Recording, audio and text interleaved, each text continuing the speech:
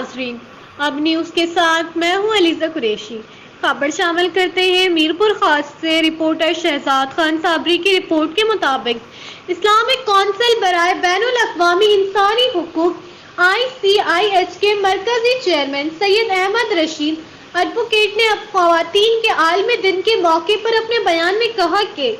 امریکہ میں 1908 کی garment factory کی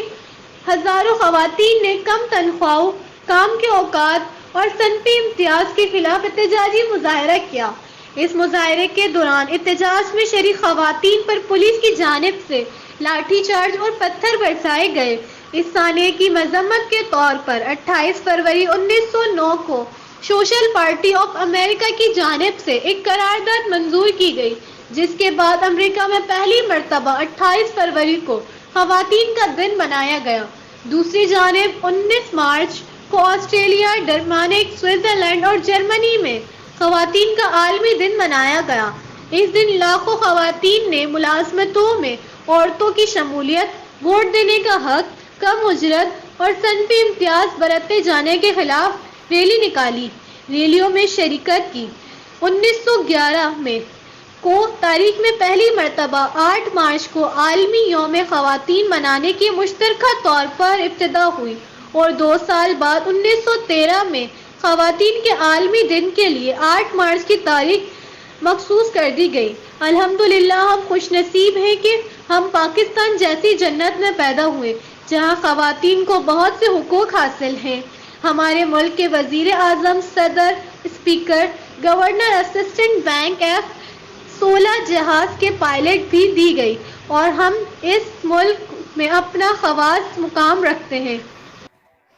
بسم اللہ الرحمن الرحیم۔ آج کا دن 8 مارچ جو 1908 کے اندر کم اجرت کے اوپر کام کرنے والی خواتین نے ایک احتجاج کے طور کے اوپر امریکہ میں منایا، اور پھر اس کی یاد میں 1909 میں اور پھر 11 میں یہ تحریک پوری یورپ کے اندر، پورے امریکہ میں پھیل گئی کہ عورتوں کے ساتھ امتیازی سلوک نہ رکھا جائے، عورتوں کو بھی برابر کی اجرت دی جائے، ان کو بھی انسان کا درجہ دیا جائے۔ وہاں سے شروع ہونے والی تحریک جو 1913 سے ہم ہر سال 8 مارچ کو یہ بناتے ہیں، اس دن کو آج ہم مسلمان پاکستانی یوم شکرانے کے طور پہ منا رہے ہیں۔ یوم شکرانے کے طور پہ اس لیے منا رہے ہیں کہ ہم یہ شکر کر رہے ہیں اللہ سے کہ آپ نے ہمیں محمد رسول اللہ صلی اللہ علیہ وسلم کی امت میں بھیجا، ایک ایسی امت میں بھیجا جنہوں نے اس دور میں آ کے عورتوں کو حقوق دیے۔ اس قرآن مجید کے اندر عورتوں کے نام سے سورت نازل آئی، ان کو وہ حقوق دیے